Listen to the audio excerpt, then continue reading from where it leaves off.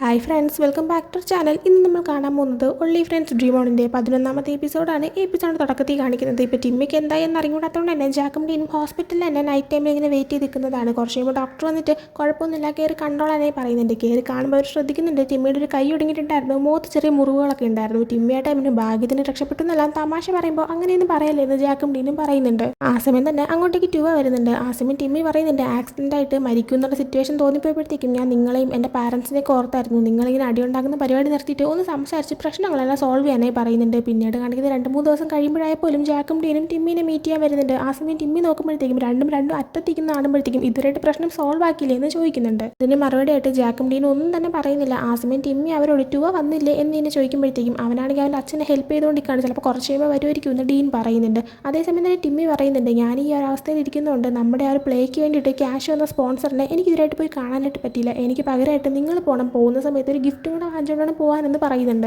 ശേഷം പിന്നീട് കാണിക്കുന്നത് ട്യൂവേനെയാണ്. അവനിപ്പോൾ അവൻ്റെ അച്ഛൻ്റെ അമ്യൂസ്മെൻറ്റ് പാർക്കിൽ ഇങ്ങനെ ഹെൽപ്പ് ചെയ്തുകൊണ്ടിരിക്കുകയാണ്. ആ സമയം കൂടെ അർണോൾഡ് ഉണ്ടായിരുന്നു. അവൻ്റെ അച്ഛനപ്പം അങ്ങോട്ടേക്ക് വരികയും അർണോൾഡിനെ കാണുമ്പോഴത്തേക്കും ഹെൽപ്പ് ചെയ്യാനായിട്ട് ഈ അസിസ്റ്റൻ്റ് ഉണ്ടല്ലോ എന്നൊക്കെ ട്യൂവയോട് പറയുന്നുണ്ട്. ട്യൂവ ആ ടൈമിന് അവനാണെങ്കിൽ എന്നെ ഒന്ന് വിഷമിപ്പിച്ചു, അതുകൊണ്ട് തന്നെ പണിഷ്മെൻറ്റ് കൊടുത്തുകൊണ്ടിരിക്കുകയാണെന്ന് പറയുന്നുണ്ട്. ആ സമയം ട്യൂവയുടെ അച്ഛൻ തമാശയ്ക്ക് പറയുന്നുണ്ട് നമുക്കൊരു കാര്യം ചെയ്യാം, അർണോൾഡിനെ ഒരു ദിവസം മൊത്തം ഹോണ്ടഡ് ഹൗസിൽ പൂട്ടിയിടാന്ന്. അത് കേൾക്കുമ്പോൾ അർണോൾഡ് ഒന്ന് പേടിച്ച് പോകുന്നുണ്ട്. അതിനുശേഷം എന്തായാലും ട്യൂവയുടെ അച്ഛൻ അർണോൾഡിൻ്റെ അടുത്തേക്ക് പോയിട്ട് നീ എന്തെങ്കിലും പ്രശ്നം ഉണ്ടാക്കിയിട്ടുണ്ടെങ്കിൽ അത് നീ തന്നെ സോൾവ് ചെയ്യണമെന്ന് പറഞ്ഞിട്ട് അവിടെ നിന്ന് പോവുകയാണ്. ആ സമയം അർണോൾഡ് ട്യൂവയുടെ അടുത്തേക്ക് വരികയും നിന്നെ ഞാൻ വീട്ടിലേക്ക് കൊണ്ടുവിടട്ടെ എന്ന് ചോദിക്കുകയും ചെയ്യുന്നുണ്ട്. ട്യൂവ തീരുമാനിച്ചിട്ടുണ്ടായിരുന്നു അത്ര എളുപ്പത്തിലൊന്നും അർണോൾഡിന് താരൊരു ചാൻസ് കൊടുക്കത്തില്ല, അവൻ കുറച്ചൊക്കെ ഒന്ന് കഷ്ടപ്പെടട്ടെ എന്ന്. അതുകൊണ്ട് തന്നെ ട്യൂവ പറയുന്നുണ്ട് ഞാൻ വരുന്നില്ല, ഞാൻ ചിലപ്പോൾ ഇന്ന് എൻ്റെ അച്ഛൻ്റെ കൂടെ സ്റ്റേ ചെയ്യുമെന്ന്. ആ സമയം അർണോൾഡാണെങ്കിൽ നമ്മളന്ന് ഒരു സിംഗ് ഡാൻസിന് പോയില്ലേ, ഉടനെ തന്നെ ഒരു സിംഗ് നൈറ്റ് വരുന്നുണ്ട്, അപ്പം നമുക്ക് ഡാൻസ് പാർട്ട്നേഴ്സായിട്ട് ഒരുമിച്ച് പോയാലോ എന്ന് ചോദിക്കുമ്പോൾ ഞാൻ പോകാനായിട്ട് പ്ലാൻ ചെയ്യുന്നുണ്ട്, എന്നാൽ ഞാൻ വേറെ പാർട്ട്ണറിനെ കണ്ടുപിടിക്കുമെന്ന് ട്യൂവ പറയുന്നുണ്ട്.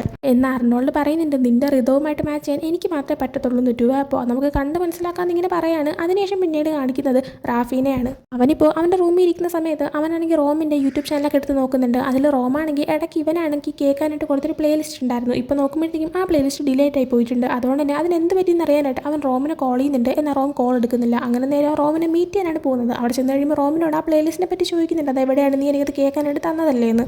റോം അപ്പോൾ പറയുന്നുണ്ട് ആ പ്ലേലിസ്റ്റ് നിൻ്റെ അല്ല, ആദ്യം തൊട്ടേ അത് എൻ്റെത് തന്നെയാണ്, എനിക്കത് ഇഷ്ടമല്ലാത്തതുകൊണ്ട് ഞാൻ അത് ഡിലേറ്റ് ചെയ്ത് കളഞ്ഞു എന്ന് പറയുന്നുണ്ട്. ആ സമയം റാഫിയാണെങ്കിൽ നിനക്കത് ഇഷ്ടമല്ലേ എന്ന് ചോദിക്കുമ്പോൾ അല്ല എന്ന് പറയുന്നുണ്ട്. അപ്പോൾ എന്നെ ഒന്നിങ്ങനെ ചോദിക്കുമ്പോഴത്തേക്കും എനിക്ക് അതിനും ഇൻട്രസ്റ്റ് ഇല്ല, നീ പോയിട്ട് വേറെ ആരെങ്കിലും പ്ലേലിസ്റ്റ് കണ്ടുപിടിക്കാനായിട്ട് റോം പറയുന്നുണ്ട്. റാഫിക്ക് ആ സമയത്ത് വിഷമാകുന്നുണ്ടെങ്കിലും അവൻ വീണ്ടും ചോദിക്കുന്നുണ്ട് നീ എപ്പോഴാണ് ഫ്രീ ആവുന്നത്, നമുക്ക് പോയി ഫുഡ് കഴിക്കാമെന്ന്. എന്നാൽ റോം ഇല്ലെങ്കിൽ ഫ്രീ അല്ല, ഇന്ന് മൊത്തം ഞാൻ ബിസി ആണെന്ന് പറയുന്നുണ്ട്. ആ സമയം റാഫി എന്ത് കാര്യത്തിലാണ് ബിസി എന്നിങ്ങനെ ചോദിക്കുന്നുണ്ട്. റോം അപ്പോൾ അത് പിന്നെ പ്രത്യേകിച്ച് കാര്യമൊന്നുമില്ല, എന്നാലും ഞാൻ ബിസി ആണെന്ന് പറയുമ്പോൾ റാഫി ആണെങ്കിൽ എന്തായാലും ഞാൻ ഫുൾ ഫ്രീ ആണ്, ഞാൻ ഇവിടെ തന്നെ ഉണ്ടാകും, നീ എപ്പോഴാണ് ഫ്രീ ആവുന്നത് അപ്പോൾ നമുക്ക് ഒരുമിച്ച് പുറത്ത് പോകാമെന്ന് പറയുന്നുണ്ട്. അങ്ങനെ അതും പറഞ്ഞിട്ട് റാഫി ആണെങ്കിൽ അവിടെ തന്നെ ഒരു സീറ്റിലേക്ക് ചെന്നിരിക്കുന്നുണ്ട്. പിന്നീട് കാണിക്കുന്ന ജാക്കിനെയും ഡീനെയാണ്. രണ്ടുപേരും ഇപ്പോൾ ആ ഒരു സ്പോൺസറിനെ മീറ്റ് ചെയ്യാനായിട്ട് വരുന്നുണ്ട്. വരുമ്പോൾ തന്നെ ഇതിൽ ടിമ്മിക്ക് വരാനായിട്ട് പറ്റിയില്ല, അതുകൊണ്ടാണ് ഞങ്ങൾ വന്നതെന്നൊക്കെ പറയുമ്പോൾ സ്പോൺസർ അതൊന്നും കുഴപ്പമില്ല, പ്ലേ ആണെങ്കിൽ നല്ല സൂപ്പർ ആയിരുന്നു എന്നൊക്കെ പറയുന്നുണ്ട്. അത് മാത്രമല്ല അർണോൾഡിൻ്റെയും ഡീനിൻ്റെ ആ ഒരു ഷിപ്പ് അത് അടിപൊളിയായിരുന്നു എന്ന് കുറേ തവണ അവർ പറയുന്നുണ്ട്. അത് കേൾക്കുന്നത് ജാക്കിന് തീരെ ഇഷ്ടപ്പെടുന്നില്ല. അത് ഡീനിന് മനസ്സിലാക്കാൻ പറ്റുന്നുണ്ടായിരുന്നു. ആ സമയത്ത് തന്നെ ഡീൻ ആണെങ്കിൽ ജാക്കും സൂപ്പറാണ്, അവൻ ഡയറക്റ്റ് ചെയ്തുകൊണ്ടാണ് ഇത്രയും നന്നായിട്ട് വന്നതെന്ന് പറയുമ്പോൾ സ്പോൺസർ ആണെങ്കിൽ അത് വളരെ കറക്റ്റാണ്. ഈ ഒരു ജനറേഷനിൽ എങ്ങനെയാണ് ഓരോ ലവ് സ്റ്റോറീസും കാര്യങ്ങളും നടക്കുന്നത് അതുപോലെ തന്നെയാണ് നിങ്ങൾ കറക്റ്റ് കാണിച്ചിരിക്കുന്നത്. സ്നേഹിക്കുന്നവർ എന്തായാലും ഒന്നിക്കേണ്ടവർ തന്നെയാണ്, നിങ്ങൾ അതിൽ കൂടെ മനസ്സിലാക്കി തന്നു എന്നൊക്കെ അവർ പറയുന്നുണ്ട്.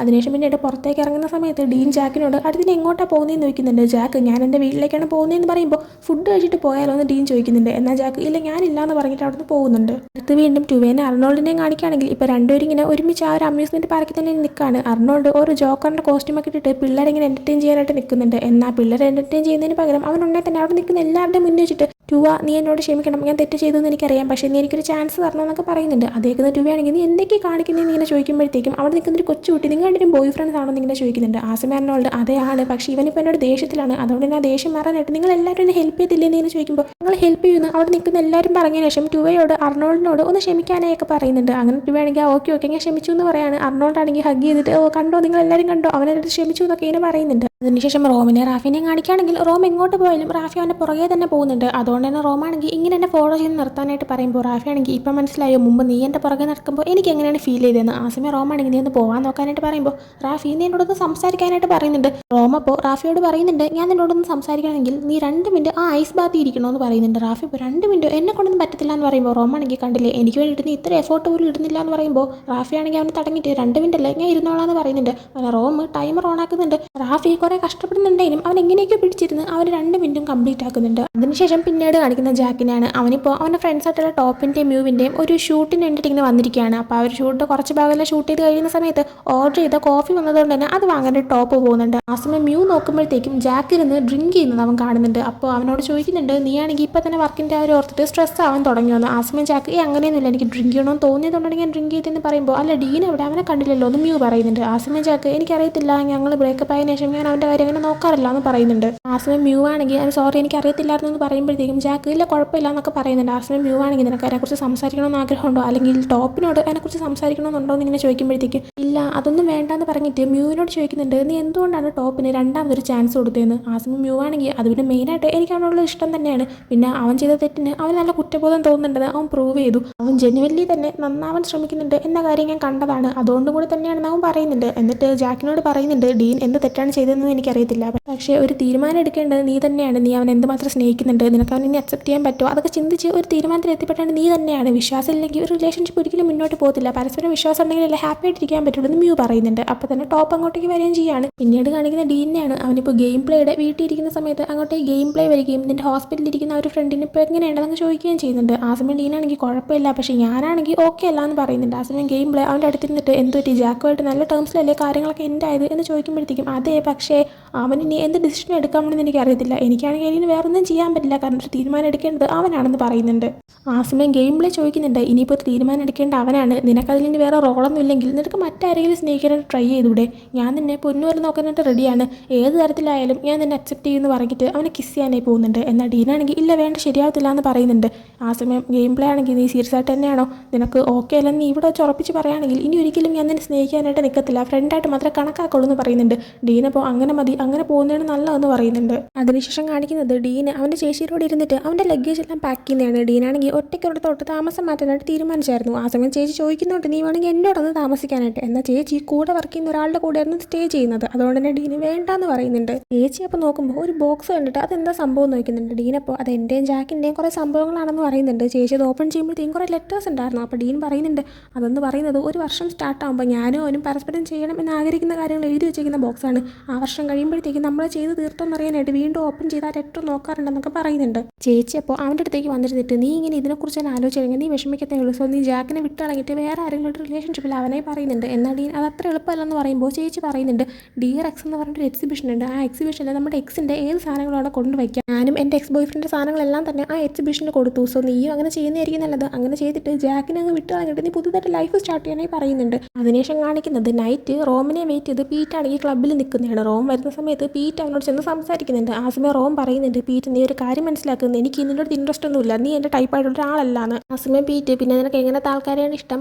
വലിയ കണ്ണൊക്കെ ഉള്ള കാണാൻ നല്ല ഭംഗിയുള്ള ഏതെങ്കിലും നെപ്പോ ബേബീനെയാണോ എന്ന് ചോദിക്കുമ്പോഴത്തേക്കും റാഫീനെ കുറിച്ചാണ് ഉദ്ദേശിക്കുന്നതെന്ന് മനസ്സിലായിട്ട് റോമാണെങ്കിൽ ആദ്യം നിനക്കത് ഓൾറെഡി അറിയാമല്ലോ എന്ന് പറയുന്നുണ്ട്. ആ സമയം അവൻ പറയുന്നുണ്ട് ഞാൻ വിചാരിച്ചു നിങ്ങളുടെ ഒരു വെറുതെ ടൈം പാസ്സാണ്, ഞാൻ അങ്ങനെയാണ് കരുതിയെന്ന് പറയുമ്പോഴത്തേക്കും ഞങ്ങളുടെ ഒരു ഇൻറ്റിമേറ്റ് ആവുന്നല്ലോ നീ കണ്ടായിരുന്നു എന്ന് ഇങ്ങനെ തിരിച്ച് റോം ചോദിക്കുന്നുണ്ട്. ആ സമയം പീറ്റാണെങ്കിൽ അത് പിന്നെ ഔട്ടിങ് പോയ ദിവസം നിങ്ങൾ മാത്രമല്ലല്ലോ പലരും ഇൻറ്റിമേറ്റ് ആയല്ലോ എന്ന് പറയുന്നുണ്ട്. ആ സമയം റോം ഒന്ന് ആലോചിക്കാനായിട്ട് തുടങ്ങുന്നുണ്ട്. അങ്ങനെ റോമിന് ഒരു ഡൗട്ട് ഉണ്ടാവുന്നുണ്ട്. അവൻ ചോദിക്കുന്നുണ്ട് അപ്പോൾ ഡീനിൻ്റെ അർണോൾഡിൻ്റെ ആ ഒരു വീഡിയോ ലീക്ക് ചെയ്തത് നീയാണോ എന്ന്. ആ സമയം പീറ്റാണെങ്കിൽ ഞാനെന്തിനാ അങ്ങനെ ചെയ്യണം, എനിക്കത് ചെയ്തിട്ട് വലിയ നേട്ടമൊന്നും കിട്ടാനല്ലോ, ചെയ്ത റാഫി ആയിരിക്കും, അവനല്ലേ നേട്ടം കിട്ടാനുള്ളത് എന്നിങ്ങനെ പറയുന്നുണ്ട്. റോമാ സമയം നീ എന്ത് ഫേക്ക് ആയിട്ടുള്ളൊരു ഫ്രണ്ടാണ്, നിനക്കാണെങ്കിൽ റാഫിയോട് അത്രയും ദേഷ്യമാണെങ്കിൽ പിന്നെ നീ എന്ത് കാണിക്കാൻ അവൻ്റെ ഫ്രണ്ടായിട്ടിരിക്കുന്നത്, എനിക്ക് റാഫിയുടെ അടുത്ത് പാവം തോന്നുന്നു എന്ന് പറഞ്ഞിട്ട് റോം അവിടെ നിന്ന് പോകുന്നുണ്ട്. പിന്നീട് അടുത്ത ദിവസം റാഫി കോളേജിലേക്ക് വരുമ്പോൾ ഈ കാര്യങ്ങളെല്ലാം അറിഞ്ഞിട്ടുണ്ടായിരുന്നു. അതുകൊണ്ട് തന്നെ ബാക്കിയുള്ളവർ ഇരിക്കുന്ന പോലെ ശ്രദ്ധിക്കാതെ അവൻ നേരെ പീറ്റിൻ്റെ അടുത്തേക്ക് വരാണ്. വന്നിട്ട് നീയാണോ ഡീനിൻ്റെ അർണോൾഡിൻ്റെ ആ ഒരു വീഡിയോ ലീക്ക് ചെയ്തത്, എന്നിട്ട് എന്നെ കൊടുക്കാനായിട്ട് നീ നോക്കിയോ എന്നൊക്കെ ചോദിക്കുന്നുണ്ട്. അത് കേൾക്കുന്നതും അവിടെ ഇരിക്കുന്ന ഡീൻ ഉൾപ്പെടെ എല്ലാവരും ഇങ്ങനെ നോക്കുന്നുണ്ട്. ആ സമയം പീറ്റാണെങ്കിൽ നീ എന്തൊക്കെയാണ് പറയുന്ന റാഫി, ഞാനത് ചെയ്തിട്ട് എനിക്കെന്ത് കിട്ടാനാ,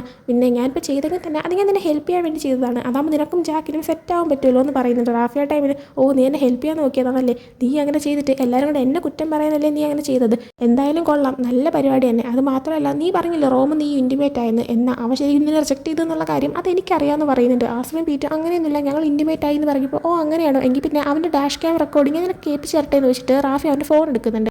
ആ സമയം പീറ്റി പെട്ടെന്ന് റാഫിനെ തടയുന്നുണ്ട്. റാഫി ആ ടൈമിന് അത് മാത്രമല്ല സ്പോൺസറിങ് ക്യാഷ് നമുക്ക് ആ പ്ലേക്ക് വേണ്ടി കിട്ടിയത് അതിൻ്റെ പകുതി ക്യാഷ് നീയാണെങ്കിൽ ആരും കാണാതെ എടുത്തല്ലോ, അതും എല്ലാവരും മനസ്സിലാക്കണമെന്ന് പറയുന്നുണ്ട്. ആ സമയം അവിടെ ഇരിക്കുന്ന പിള്ളേരെല്ലാവരും ഇങ്ങനെ ശ്രദ്ധിച്ച് ഇങ്ങനെ നോക്കിക്കൊണ്ടിരിക്കുകയാണ്. അതിനുശേഷം റാഫി അവിടെ നിന്ന് പുറത്തേക്ക് ഇറങ്ങി പോവാണ്. റാഫി അങ്ങനെ പുറത്ത് നിന്ന് സ്മോക്ക് ചെയ്തുകൊണ്ടിരിക്കുന്ന അതേ സമയത്ത് തന്നെ ഡീനും വന്നിട്ട് ഒരു സിഗരറ്റ് അവൻ്റെ ഇത് വാങ്ങുന്നുണ്ട്. അങ്ങനെ രണ്ടുപേരും സ്മോക്ക് ചെയ്യുന്ന സമയത്ത് ഡീൻ പറയുന്നുണ്ട്, മുമ്പ് ഞാൻ എങ്ങനെയാണ് നിന്നോട് പെരുമാറിയത് ആ രീതിയിലാണ് നീ ആണെങ്കിൽ ഇപ്പോൾ പീറ്റിനോട് പെരുമാറിയത്. ആ സമയം റാഫി ആണെങ്കിൽ എന്തേ ക്ലാസ് എടുക്കാൻ നോക്കുകയാണോ എന്ന് ചോദിക്കുമ്പോൾ അവൻ പറയുന്നുണ്ട്, ഇല്ല അതിനൊന്നും വന്നതല്ല, ഐ എം സോറി എന്ന്. അത് കേൾക്കുമ്പോൾ റാഫി ഒന്ന് ഷോക്കാവുന്നുണ്ട്. എന്തായാലും റാഫി പിന്നെ ചോദിക്കുന്നുണ്ട്, നിൻ്റെയും ജാക്കിൻ്റെ ഇടയിലുള്ള കാര്യം എന്തായിരുന്നു. ആ സമയം ഡീനാണെങ്കിൽ അത് പിന്നെ നീ എന്തിനാ അന്വേഷിക്കുന്നതെന്ന് ചോദിക്കുമ്പോൾ ഞാനങ്ങനെ പ്രശ്നം ഉണ്ടാക്കാനല്ല, കെയർ ചെയ്യുന്നുണ്ടെന്ന് ചോദിച്ചുള്ളൂ എന്ന് പറയുന്നുണ്ട്. അങ്ങനെ ഡീനാണെങ്കിൽ ഞങ്ങൾ ബ്രേക്കപ്പ് ആയി എന്ന് പറയാണ്. റാഫി അപ്പോൾ ഇത് ഞാൻ കേട്ടത് മുമ്പും അല്ലായിരുന്നെങ്കിൽ ഞാൻ ശരിക്കും സന്തോഷിച്ചാണ്, പക്ഷേ ഇപ്പോൾ ഇത് കേൾക്കുമ്പോഴത്തേക്കും എനിക്ക് അങ്ങനെയൊന്നും തോന്നുന്നില്ല. സത്യം പറഞ്ഞാൽ ജാക്കിന് മാച്ച് ആവുന്നത് നീ തന്നെയാണെന്ന് പറഞ്ഞിട്ട് റാഫി അവിടെ നിന്ന് പോകുന്നുണ്ട്. അന്വേഷണം കാണിക്കുന്നത് അർണോൾഡിനെയാണ്. അവനിപ്പോൾ ഡോക്ടറിനെ കാണാനായിട്ട് വന്നേക്കാണ്. അന്ന് ടുവേഡോടെ അമ്യൂസ്മെൻറ്റ് പാർക്കിൽ നിൽക്കുന്നതിൻ്റെ അന്ന് അവൻ്റെ കാല് നുളുക്കിയിട്ടുണ്ടായിരുന്നു. ഇപ്പോൾ ഡോക്ടറിനെ കാണിക്കുമ്പോൾ എല്ലിന് പ്രശ്നമൊന്നുമില്ല, ജസ്റ്റ് ഒന്ന് കാല് വിളിക്കിയതാണ്, പക്ഷേ 2 ആഴ്ച റെസ്റ്റ് എടുക്കണമെന്ന് പറയുന്നുണ്ട്.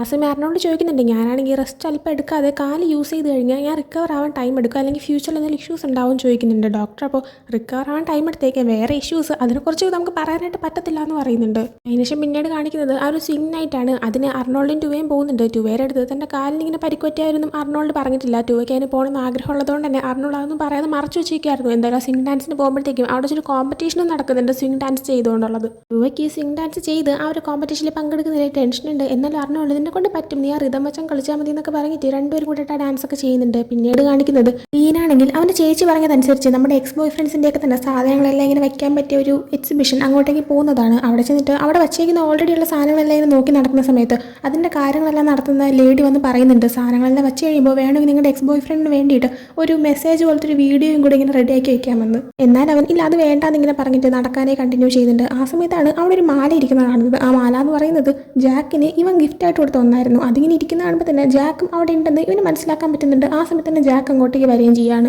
അങ്ങനെ അവർ രണ്ടുപേരും സംസാരിക്കാനായി തുടങ്ങുന്നുണ്ട്. ഡീന സമയത്ത് ആ മാല കളയണോ എന്ന് ചോദിക്കുമ്പോഴത്തേക്കും ജാക്കാണെങ്കിൽ ഞാനാണെങ്കിൽ മൊത്തത്തിലെല്ലാം വിട്ട് കളയാനാണ് വിചാരിക്കുന്നത്, സോ അത് ഞാൻ കളയാൻ പോകാണെന്ന് തന്നെ പറയുന്നുണ്ട്. ഡീന ടൈമിന് ഞാനും എല്ലാം ഒഴിവാക്കാനാണ് വന്നത്, പക്ഷേ അതിനേക്കാൾ കൂടുതൽ ഈ കഴിഞ്ഞ 3 വർഷം നമുക്കുണ്ടായിരുന്ന ഒരു മെമ്മറീസ് എല്ലാം തന്നെ വീണ്ടും ആലോചിക്കാൻ വേണ്ടിയിട്ടായിരുന്നു ഞാൻ വന്നതെന്നൊക്കെ പറയുന്നുണ്ട്. ആ സമയം ജാക്ക് ഗെയിം പ്ലേ നിൻ്റെ കൂടെ വന്നില്ലേ എന്നിങ്ങനെ ചോദിക്കുമ്പോൾ ഇല്ല, ഞാൻ അവൻ്റെ വീട്ടിൽ നിന്ന് താമസം മാറ്റി, ഞാനിപ്പോൾ തനിച്ചാണ് താമസിക്കുന്നത്. ഇതൊന്നും തന്നെ ഞാനാണെങ്കിൽ എനിക്ക് ഇതിനോടുള്ള ഇഷ്ടം കൊണ്ട് ഇങ്ങനെ പ്രൂവ് ചെയ്യാൻ കാണിക്കുന്നതല്ല, ഇതാണ് ശരിക്കും എനിക്ക് ചെയ്യണമെന്ന് തോന്നിയിട്ടാണ് ഞാൻ ഇങ്ങനെയൊക്കെ ചെയ്യുന്നതെന്നാവും പറയുന്നുണ്ട്. പിന്നീട് കാണിക്കുന്നത് ടുവേനെ അർണോൾഡിനെയാണ്. വീണ്ടും അർണോൾഡ് ഡോക്ടറിനെ കാണാനായിട്ട് വരുമ്പോഴത്തേക്കും ഡോക്ടർ പറയുന്നുണ്ട്, കഴിഞ്ഞ തവണത്തേക്കാൾ കാലിൻ്റെ കാര്യം മോശമായിട്ടുണ്ടല്ലോ, കാല് റെസ്റ്റ് കൊടുക്കണമെന്ന് ഞാൻ പറഞ്ഞല്ലേ, പക്ഷേ ഇപ്പം എന്താ ഇങ്ങനെ ഇരിക്കുന്നതെന്നൊക്കെ ചോദിക്കുന്നുണ്ട്. ആ സമയം അർണോൾഡ് അത് പിന്നെ ഞാനത് ഡാൻസ് കളിച്ചായിരുന്നു എന്ന് പറയുന്നുണ്ട്. ഡോക്ടർ അപ്പോൾ എന്തായാലും നീ നന്നായിട്ട് റെസ്റ്റ് എടുക്കണം, ഇല്ലെങ്കിൽ ഈ സമയത്തൊന്നും കാല് ഓക്കെ ആവില്ല എന്ന് പറയുന്നുണ്ട്. അതേസമയം ഡോക്ടർ ഇങ്ങനെ സംസാരിക്കുമ്പോഴാണ് ആദ്യമായിട്ട് ടുവേ ആണെങ്കിൽ ഇതുപോലെ അർണോൾഡിന് കാലിന് പ്രശ്നം ഉണ്ടായിരുന്നു എന്നിട്ടാണ് അവൻ സ്വിംഗ് ഡാൻസ് കളിച്ചെന്നൊക്കെ മനസ്സിലാക്കാൻ പറ്റുന്നത്. അതുകൊണ്ട് തന്നെ പുറത്തേക്ക് ഇറങ്ങുമ്പോഴത്തേക്കും ടുവേ ആണെങ്കിൽ നീ എന്താ എൻ്റെ ഒരു വാക്ക് പറയാതെ എന്തിനാ നീ ഡാൻസ് കളിച്ചതെന്നൊക്കെ ചോദിച്ചപ്പോൾ അതുകൊണ്ട് നിനക്ക് പോകണമെന്ന് ആഗ്രഹം ഉണ്ടായിരുന്നില്ലേ, അതുകൊണ്ടാണെന്ന് അർണോൾഡ് പറയുന്നുണ്ട്. ടുവേ ആണെങ്കിൽ എന്ന് വെച്ചാൽ നീ ഇങ്ങനെയൊന്ന് കാണിക്കാൻ നിൽക്കരുത്, നിന്റെ ഹെൽത്താണ് ഇമ്പോർട്ടൻ്റ് എന്ന് പറയുന്നുണ്ട്. ആ സമയം അർണോൾഡ് എങ്കിൽ പിന്നെ നീ എന്നെ പൊന്നുപോലെ നോക്കിയേക്ക്, ഞാൻ ഒറ്റയ്ക്കല്ലേ താമസിക്കുന്നത്, എല്ലാം നോക്കാനായിട്ട് പാടായിരിക്കും, സോ ഞാൻ നിന്റെ കൂടെ ഒന്ന് സ്റ്റേ ചെയ്യട്ടെ എന്ന് ചോദിക്കുന്നുണ്ട്. ടുവ അത് സമ്മതിക്കുന്നുണ്ട്. ശേഷം കാണിക്കുന്നത് റാഫിനെ റോമിനെയാണ്. ഇപ്പോൾ റോമിൻ്റെ ഒരു വീഡിയോ എനിക്ക് ഷൂട്ട് ചെയ്യാനായിട്ട് റാഫി ഇങ്ങനെ വന്ന് നിൽക്കുന്നുണ്ട്. ആ സമയം റാഫി ആണെങ്കിൽ റോമിൻ്റെ അടുത്ത് എൻ്റെ ഒരു ഫ്രണ്ടിന് ഒരു DJ വർക്ക് വേണമെന്ന് പറഞ്ഞപ്പോൾ നിൻ്റെ കോൺടാക്ട് നമ്പർ ഇങ്ങനെ അവർക്ക് കൊടുത്തു എന്ന് പറയുന്നുണ്ട്. റോം അപ്പോൾ തമാശയ്ക്ക് അപ്പോൾ വന്ന് എൻ്റെ അടുത്ത് ചോദിക്കാതെ എൻ്റെ നമ്പറൊക്കെ കൊടുത്തു തുടങ്ങിയോ എന്ന് ചോദിക്കുമ്പോഴത്തേക്ക് റാഫി ആണെങ്കിൽ ആഹാ ഞാൻ കാരണമാണ് നിനക്ക് ആ വർക്ക് കിട്ടിയെന്ന് തന്നെ പറയുന്നുണ്ട്. എന്നിട്ട് റോമിനോട് എപ്പോഴാണ് എനിക്ക് വേണ്ടിയിട്ടുള്ളൊരു പ്ലേലിസ്റ്റ് നീ റെഡിയാക്കി തരാൻ പോകുന്നതെന്ന് ഇങ്ങനെ ചോദിക്കുമ്പോഴത്തേക്കും എന്നെ കൊണ്ടൊന്നും പറ്റത്തില്ല, എനിക്കൊരു മൂഡ് വന്നാലേ എനിക്ക് ചെയ്യാൻ പറ്റുള്ളൂ എന്ന് പറയുന്നുണ്ട്. റാഫി ആണെങ്കിൽ ഓ മൂഡ് വരണമല്ലേ എന്നിങ്ങനെ പറഞ്ഞിട്ട് റോമിനെ ചെന്നും കിസ് ചെയ്യുന്നുണ്ട്. പതുക്കെ ഇങ്ങനെ അവനാണെങ്കിൽ ഫ്ലേർട്ട് ചെയ്ത് കൊണ്ടുവരുന്നുണ്ട്. എന്നാൽ റാഫി ആണെങ്കിൽ വേറെ പ്രത്യേകിച്ചൊന്നും ചെയ്തില്ല. പിന്നീട് വീണ്ടും ജാക്കിനെയൊക്കെ കാണിക്കുകയാണെങ്കിൽ ഇപ്പോൾ ഡീനാണെങ്കിൽ ശരിക്കും ജാക്കിന് വേണ്ടിയിട്ട് ഒരു കൺഫെഷൻ വീഡിയോ ഇങ്ങനെ ചെയ്യുന്നുണ്ടായിരുന്നു. അങ്ങനെ ജാക്ക് അതും അതിരുന്ന് കാണുന്ന സമയത്ത് ഡീൻ അതിൽ പറയുന്നുണ്ട്, ഞാനാണെങ്കിൽ സത്യം പറഞ്ഞാൽ ഹേർട്ട് ആവുന്നില്ല എന്ന് പറയുന്നുണ്ടെങ്കിൽ അത് കള്ളം പറയുന്ന പോലെ ആയിപ്പോൾ എനിക്ക് സത്യത്തിൽ നല്ല വിഷമമുണ്ട്, എനിക്ക് ഇതിൻ്റെ കൂടെ ഉണ്ടാവണമെന്നാണ് ആഗ്രഹം, പക്ഷേ അത് പറഞ്ഞിട്ട് കാര്യമില്ല, എനിക്ക് നിൻ്റെ ഫ്രണ്ടായിട്ടിരിക്കാൻ പറ്റില്ല, ഞാൻ നിൻ്റെ ഫ്രണ്ടായിട്ട് കണ്ടിട്ടില്ല, സത്യം പറഞ്ഞാൽ നീ എൻ്റെ ഒരു സ്വപ്നമാണ്, നീയാണെങ്കിൽ ഒരിക്കൽ പറഞ്ഞിട്ടുണ്ടല്ലോ ഞാൻ എൻ്റെ നമ്പർ 1 ആക്ടറാണെന്ന്, അതേപോലെ തന്നെ നീയും എനിക്ക് നമ്പർ 1 ആണ്, എൻ്റെ ഒരു ജീവിതത്തിൽ എൻ്റെ വില മനസ്സിലാക്കിയിട്ടുള്ള ഒരേ ഒരു വ്യക്തി നീയാണ്, അതുകൊണ്ട് തന്നെ നീ എൻ്റെ സ്വപ്നമാണ്, എനിക്ക് ഇതിനങ്ങനെ വിട്ടുകളയാനേ പറ്റില്ല എന്ന് പറഞ്ഞിട്ട് അവൻ കരയുന്നുണ്ട്. ആ ഒരു വീഡിയോ കൊണ്ട് ജാക്കും ഇമോഷണൽ ആവുന്നതുകൊണ്ട് തന്നെ അവൻ നേരെ ഡീനിൻ്റെ അടുത്തേക്ക് ചെല്ലുന്നുണ്ട്. ആ സമയത്ത് ഡീൻ എന്തോ പറയാനേ വരുന്നുണ്ട്, എന്നാൽ ജാക്ക് നീ ഒന്നും പറയണ്ടെന്ന് പറഞ്ഞ ശേഷം അവൻ ഹഗ് ചെയ്യാണ്. അടുത്ത് അർണോൾഡിനെയും ടുവേനെയും കാണിക്കുകയാണെങ്കിൽ രണ്ടുപേരും ഇപ്പോൾ ടുവേയുടെ വീട്ടിൽ ഒരുമിച്ച് വന്നിട്ട് ഹാപ്പി ആയിട്ടിരിക്കുന്നുണ്ട്. അതേപോലെ തന്നെ ആയിരുന്നു റാഫിയും റോമും, അവരും ഹാപ്പി ആയിട്ടിരിക്കുകയാണ്. വീണ്ടും ജാക്കിനെയും ഡീനിനെയും കാണിക്കുകയാണെങ്കിൽ അവർ വീട്ടിലേക്ക് വന്നിട്ട് ഇങ്ങനെ കിസ് ചെയ്ത് ഇൻറ്റിമേറ്റ് അവനായിട്ട് തുടങ്ങിയിട്ടുണ്ടായിരുന്നു. അതും കാണിച്ചിട്ടാണ് ഈ ഒരു എപ്പിസോഡ് ഇവിടെ ഉണ്ടാകുന്നത്. സോ ഈ വീഡിയോ നിങ്ങൾക്ക് ഇഷ്ടപ്പെട്ടിട്ടുണ്ടെങ്കിൽ ലൈക്ക് ചെയ്യുക, ഷെയർ, സബ്സ്ക്രൈബ് ചെയ്യുക. പുതിയ വീഡിയോ ആയിട്ട് വരുന്നത് വരെ ബൈ.